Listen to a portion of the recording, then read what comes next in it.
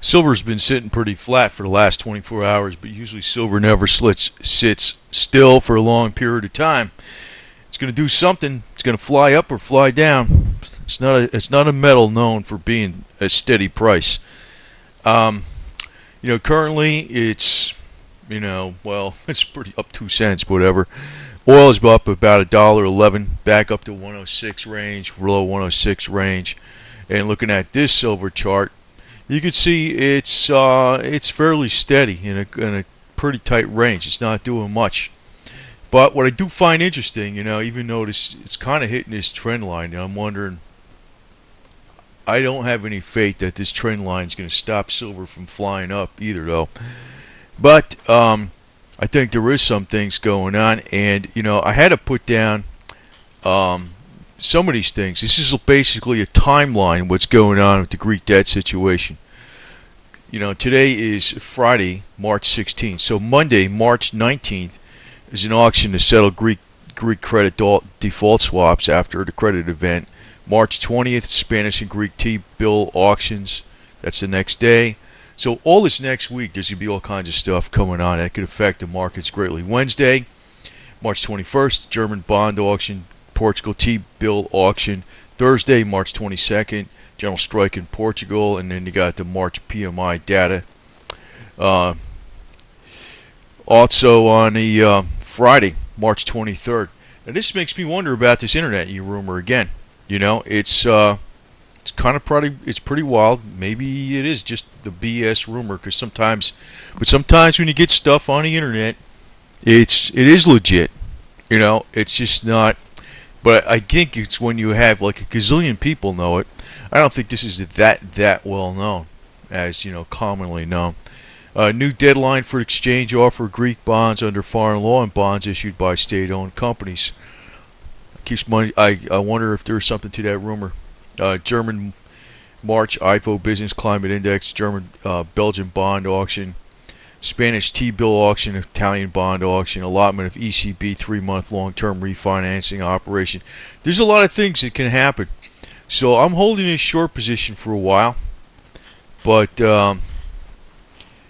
silver's going to take an unexpected downturn. I think I'm a little ahead on a short position still from what I got in there, but I'm not looking to make pennies. If I'm looking to make pennies, I would just stay out of it. I am expecting a hard plunge. I found this interesting.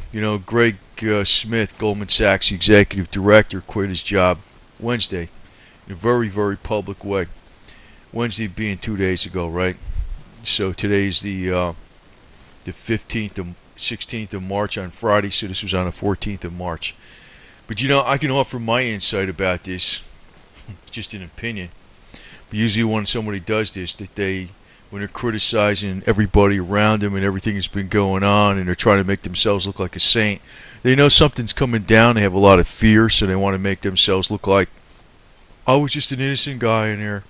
I wouldn't think he was, because he would have quit a long time ago. Somebody's been in the firm for like over a decade as an executive, knew what's going on, and was very much part of the culture. But it tells me that something's coming up. Something's coming up. He fears something. That's what it tells me. That's my opinion. The whole thing is my opinion. It's not actually a stated fact, because I wouldn't know exactly. But just knowing how things work, this guy's got some kind of fear something's coming down.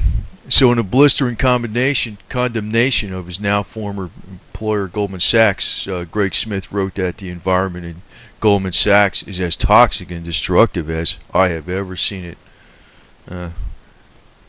In a letter, Smith accuses Goldman Sachs of putting its own financial interest ahead of those of his clients, and even singles out CEO Lloyd Blankfein and President Gary Cohn as responsible for losing hold of the firm's culture on their watch.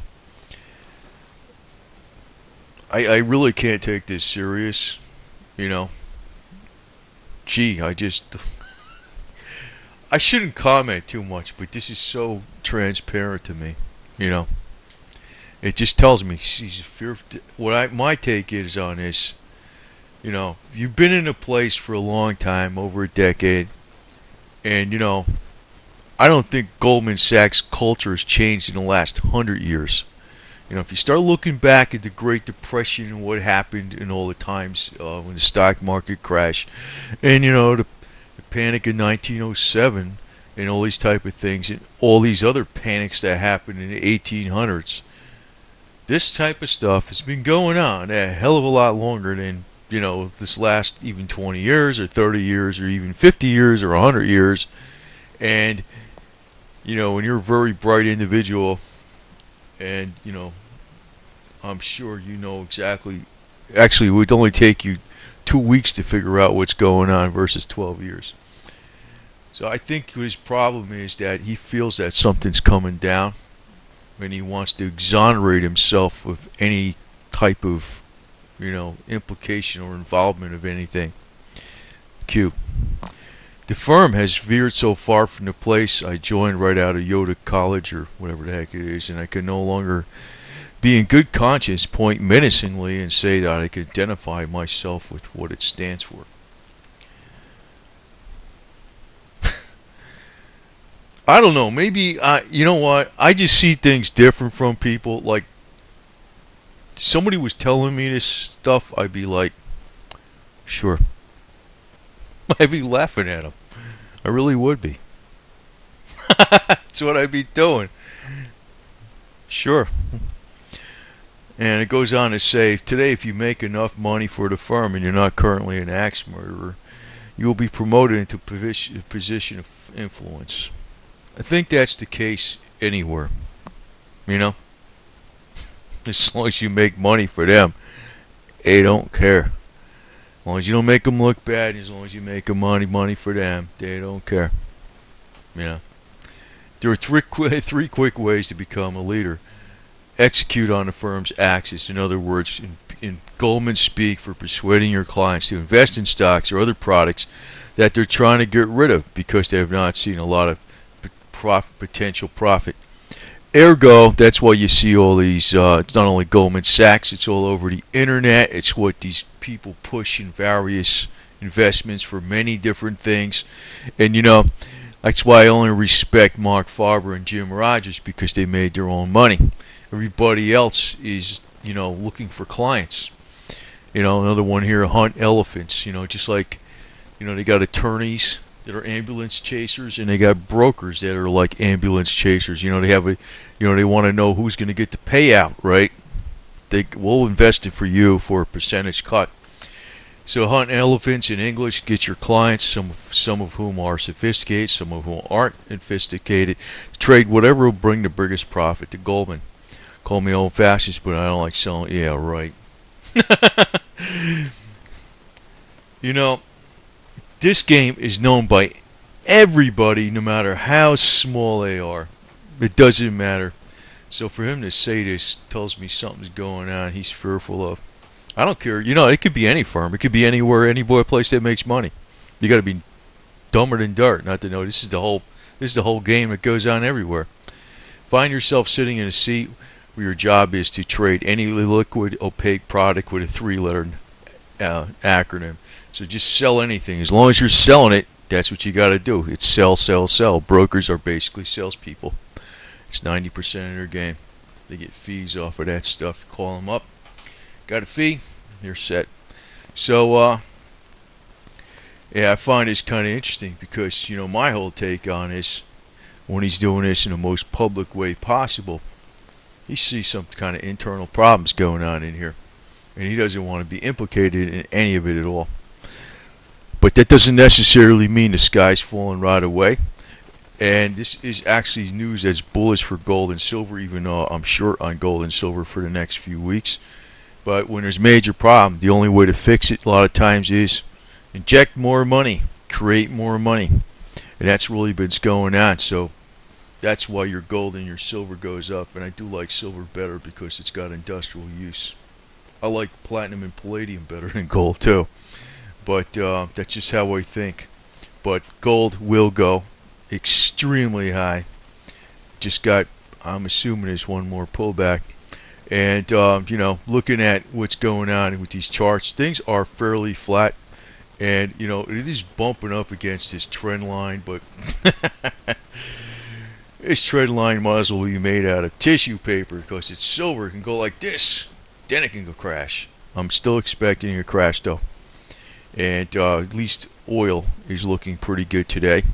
It's up $1, you know. I like to see it go up like about $50, and I'll sell it. Then hopefully it'll go down $50. That'll be the way. Just like Bitcoins did, right? God, you know, when I looked at that chart before, I don't want to pull it up, but it's on that prior video. You know, when you see something move up 30 times in 2 months, man, there's somebody made out, and because it crashed, somebody made out. It's a lot of people lost. You know, I don't think any of the guys that are on a silver camp that are the bigger guys are any different than Goldman Sachs in a lot of ways, except they're pushing a different product. So be wary. And I'm going to tell you right now, as a little words of wisdom while we're looking at this wonderful chart going down, is actually real productivity is really the people that build things. You know, the people that get the least amount of money in this country, which is like screwed up. You know, the people that actually put the nails in things. You know, they got the power nailers now, so they don't have to do them by hand. The people that actually repair things, build things. You know, the people that actually farm. They're the ones that actually, guys are really the goods that you need. Everything else is a bunch of talk and fluff, including people on YouTube. But hopefully I'm giving a straight angle on this junk because, you know, I don't want people to get disillusioned. And I'm not 110% sure. I mean, I'm saying this is going down, and I am betting money it's going down. But I don't want people to get disillusioned if it goes down, or them to think that it's just the banksters doing it. I think there's some other garbage going on. It's a combination of things. It's partly the way the markets go. And the banksters are part of the market. They're the shorts. You could say they're evil because you're the long, but you know, it's going to go up. But I'm telling you right now, real productivity is not a lot of this, you know, entertainment hocus pocus stuff, even this silver entertainment stuff. But if anybody is in on this short position, just don't do it on my recommendation. It's something I'm doing, and I could be screwing up.